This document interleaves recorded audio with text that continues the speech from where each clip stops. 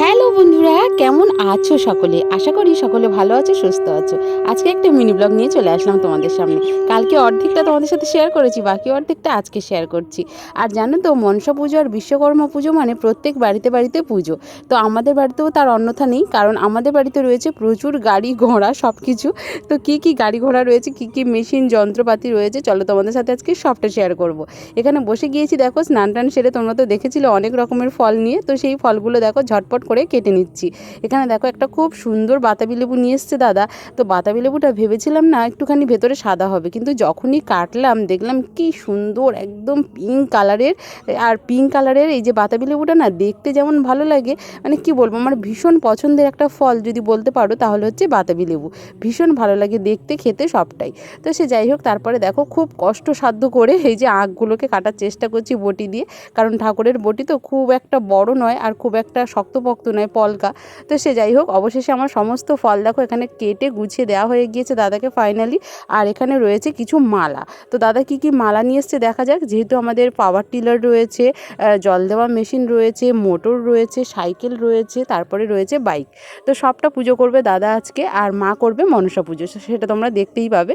তো সে যাই হোক, দেখো দাদা এখানে প্রথমবার পুজো করছে, তো একটুখানি গুলিয়ে ফেলছে। আমি আবার ওকে বলে দিচ্ছি এই যে আমাদের পাওয়ার টিলার এখানে।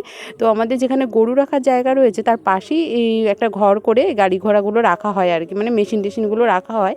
তো সেখানে চারিদিকটা জল দিয়ে ধুয়ে ভালো করে পরিষ্কার করে দাদা দেখো ফুল দিয়ে দিয়েছে, মালা দিয়ে দিল, ভোগ টোগ সমস্ত কিছু অর্পণ করে দিয়েছে। আর এখানে দেখো জল দেওয়া মেশিনটাও মালা টালা দিয়ে দিল। দিয়ে এবারে এই যে কি বলবো, ঠাকুরের এইগুলো কি বলা যায়, তোরণ বলতে পারো বা কি জানি না, অনেকে অনেক রকম বলে। তো সেগুলো দেখো চারিদিকে বেঁধে দিয়ে শাঁখ ঘণ্টা বাজিয়ে পুজো দেওয়াটা কমপ্লিট করে দিয়ে আসলাম। মোটামুটি পাওয়ার টিলার আর জল দেওয়া মেশিন, সেটা পুজো দেওয়া কমপ্লিট হয়ে গেল। আর এবারে দেখো দাদার হচ্ছে প্রিয় ঘোড়া তো ঘোড়া বলবে বা যাই বলো না কেন, তো প্রিয় জিনিসটাকে এই যে পুজো করছে, খুব সুন্দর করে ধুয়ে মুছে পরিষ্কার করে এনেছিল। তো দেখো ওটাতে মালা পরিয়ে পুজো দিয়ে চলে আসলাম এখানে। মা এখানে দিয়ে দিচ্ছে মনসা পুজো। তো সব রকমের পুজো দেওয়াটা কমপ্লিট করতে না অনেকটা বেশি সময় লেগে গিয়েছিল। আর আমাদের মনসা গাছটা একদম পুকুরের লাগোয়া, খুব সুন্দর। এখানে না মনসা গাছের দুধ দিলে সুন্দরভাবে জলেও সেটা চলে যায়।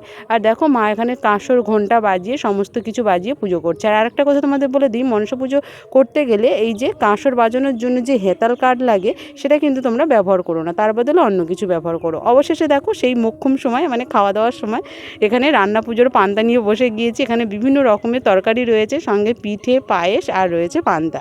আজকে মিনি ব্লগটা কেমন লাগলো অবশ্যই কমেন্টে জানাতে কিন্তু ভুলবে না। যারা প্রথমবার আমার ভিডিও দেখছো অবশ্যই ভিডিওটা লাইক করো, কমেন্ট করো, শেয়ার করো, সাবস্ক্রাইব করো। সকলে ভালো থেকো, সুস্থ থেকো, বাই।